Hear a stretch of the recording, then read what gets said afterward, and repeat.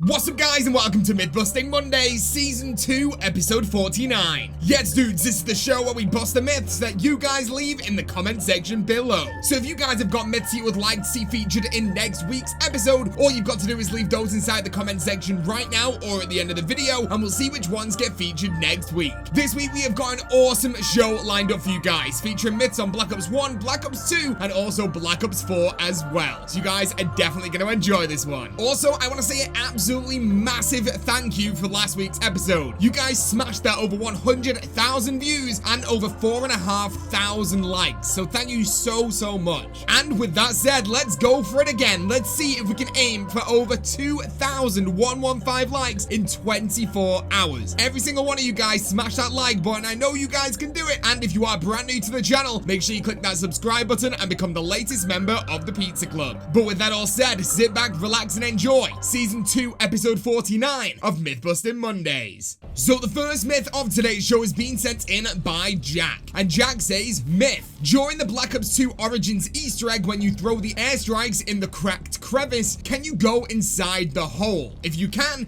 you see the panzers in there? And a pizza emoji times infinity. Thank you so much to Jack for that one. Well, this is an awesome myth. We definitely have to go and jump on Origins right now, and especially go and do this on Black Ops 2, because I play Black Ops 3 way too much, and it'll be nice to return to the Black Ops 2 version of this map. So we're gonna jump over to Origins, get all the way through the Easter egg up to that step where we throw the G-Strike grenade after being inside of the robots, and before we spawn the panzers in, we are gonna no-clip our way into that hole and see what the inside of that hole actually looks like, and see if we can see the panzers inside of there. Let's jump over to a game of Origins right now, and let's check this out. Okay guys, so here we are on the step of the Easter egg on Origins where we can throw our G-Strike grenade over onto the crack to break the seal. Now we're gonna make this super easy for ourselves because Black Ops 2's version is a little bit more difficult by no clipping, and then we're gonna drop the G-Strike down, and now the robot should break that seal for us, and we're actually gonna be able to get inside of there and see what this hole actually looks like. I've never been in there, I have no idea what it looks like, so without further ado, as soon as the robots blow this up, let's check out what the hole actually looks like right here. Let's go down, let's see what this is. I have no idea if this is gonna be just a hole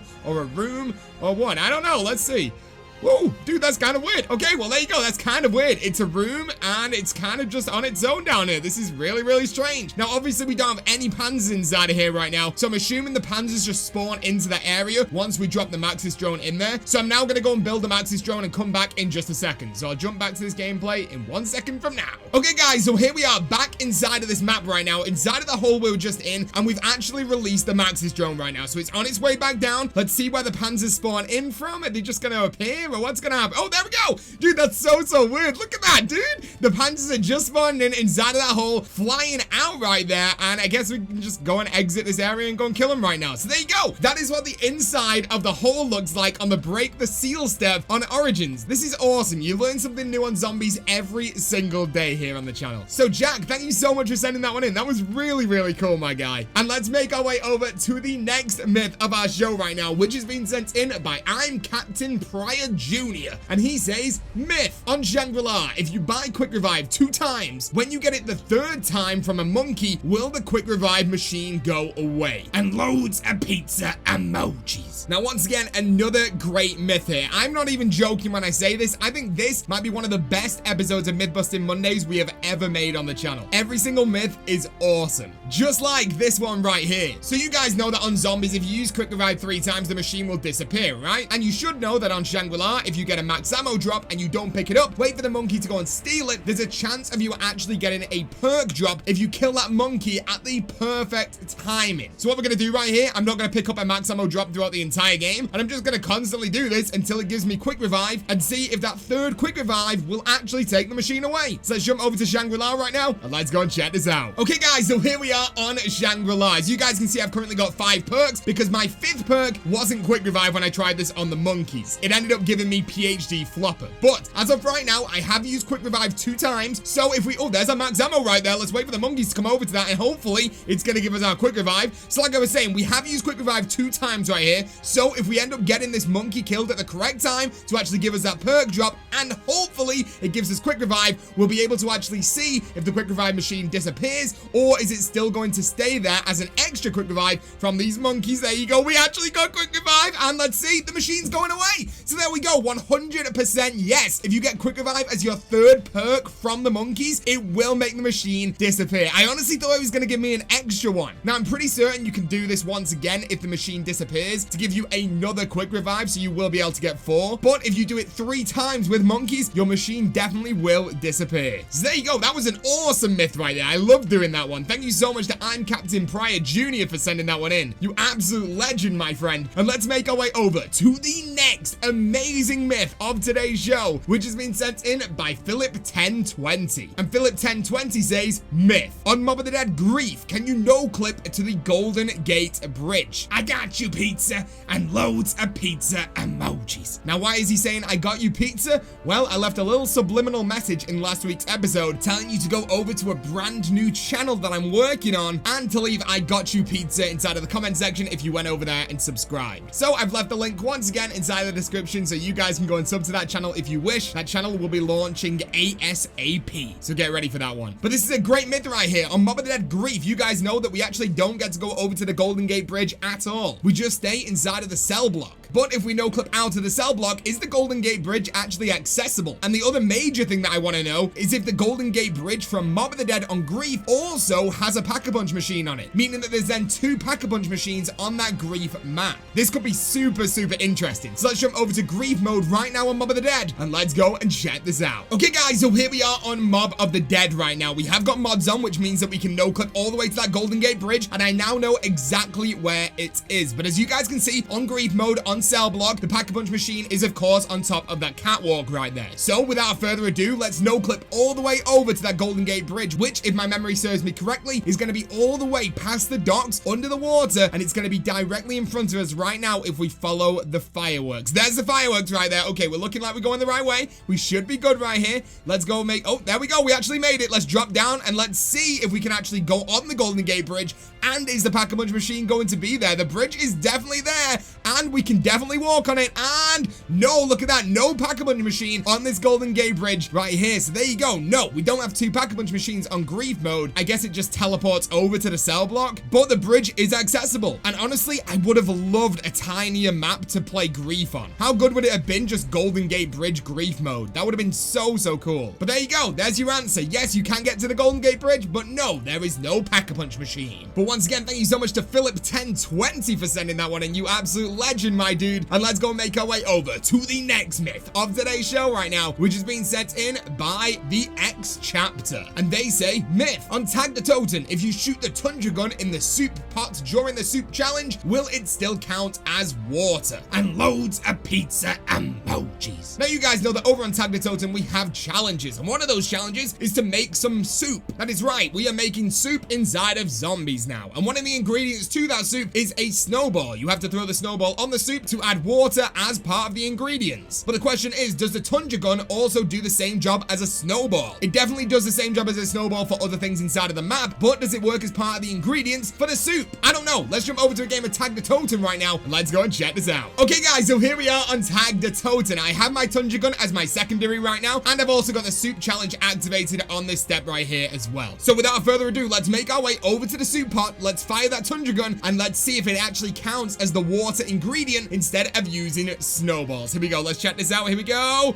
Yes, look at that. We were 1 out of 3, and now we are 2 out of 3 right there. So if you run out of snowballs and you can't be bothered going getting some, and you have that Tundra gun, just use it on the soup and it will count as a new ingredient. That is super cool right there. So thank you so much to the X chapter for sending that one in, you legend. And let's make our way over to the next myth of today's show right now, which has been sent in by Jake. And Jake says, myth. On Diner Turned, can you no-clip to one of the other locations to get the wall gun? And loads of pizza emojis. Now this is such an interesting myth, and you know what? Me and Chopper went on Turned and we played for ages to try and find out stuff on this map. And the interesting thing is, even though you guys might have seen clips of me playing Town and Farm and other survival maps where we exit the area and the whole of transit is still there, on Turned it actually cuts off. It's really weird. The lighting effects are still inside of the map, but there's no road that you can walk walk-on, there's no nothing. So I don't know what difference they did with turn that they didn't do in survival, but it's very, very odd. So no, you can't buy wall gun locations inside of turn from other areas because they just don't exist. But we found a lot of really cool stuff inside of turned, and if you guys want to see any of that stuff, leave some more turned myths inside of the comment section, and we'll definitely be showing you guys some of those very, very soon. But thank you so much to Jake for sending that myth in right there, and let's make our way over to the next myth of today's show right now, which has been sent in by Player Gamer 904, and they say, myth, can you use wall power on Tag the Totem for a free Pack-a-Punch Thunder Gun, etc., and loads of pizza emojis. Now once again, another great myth. I think I've tried this on the Thunder Gun before and it didn't work, so inside of this gameplay, I'm going to be trying the Wall Power Elixir, which makes any wall weapon a Pack-a-Punch weapon when you purchase it on the Tundra Gun Easter egg. So we're going to be running around the entire map, throwing the snowballs at the targets, and then when we get to the final target, which releases the Tundra Gun, we're going to see if the Wall Power activates and actually gives us a Pack-a-Punch Tundra Gun instead of a regular one. So let's jump over to another game of Tag the Totem right now, and let's go and check this out. Okay guys, so here we are on Tag the Totem. We are currently on our 4th target right there inside of the lighthouse. Now we're going to make our way to the top of the lighthouse, go down the zip line, and hopefully get over to that ship safe and sound so we can get that 5th and final target, releasing that Tundra Gun. Now when we land over inside of the ship, I will get the final target and then activate the War Power, and we'll see if it actually upgrades that Tundra Gun or doesn't upgrade it. So there's the final target, there's the Tundra Gun. Let's activate our War Power. Let's make our way over to it and pick it up, and what's gonna happen?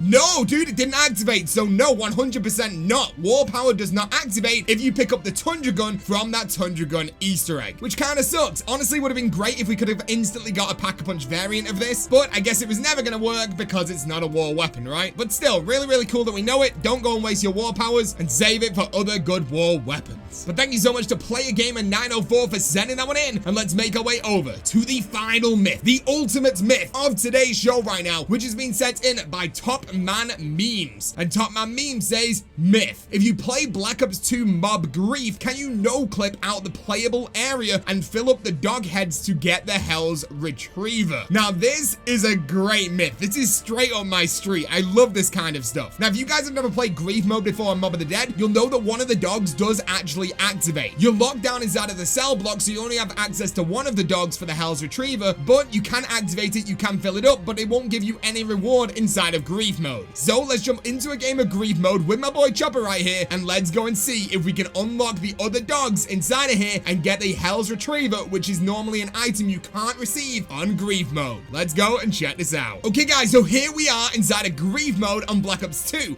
It's me and Chopper right now, and at the minute, you won't believe this, I've activated 2 of the dogs inside of the game, and they do actually activate outside of the map, and there is the 3rd one right there as well, meaning that this does work. Now one thing we are having to do right here is use the mod menu to spawn in zombies, because of course the zombies can only spawn in playable areas. So we are having to spawn them in to fill up the dogs, but the dogs are active, so I'm guessing once this is filled up, hopefully we should be able to go and pick up the Hell's Retriever. So once this dog's filled up right here, I'll return in just a second, make our way over to that Hell's Retriever room, and we'll find out if the Hell's Retriever is inside of the game files on Grief mode to actually play with. So I'll be back in just a second. Okay guys, so that dog filled up perfectly. It's completely full, it disappeared, and we've now filled up all 3 dogs inside of Mob of the Dead right now, which means I'm hoping when we make our way over to this room right here, it should be unlocked. Yes, dude, no way. There's a Hell's Retriever. No way, dude. Are we able to pick this up? Come on, please let me pick it up. Please let me pick it up.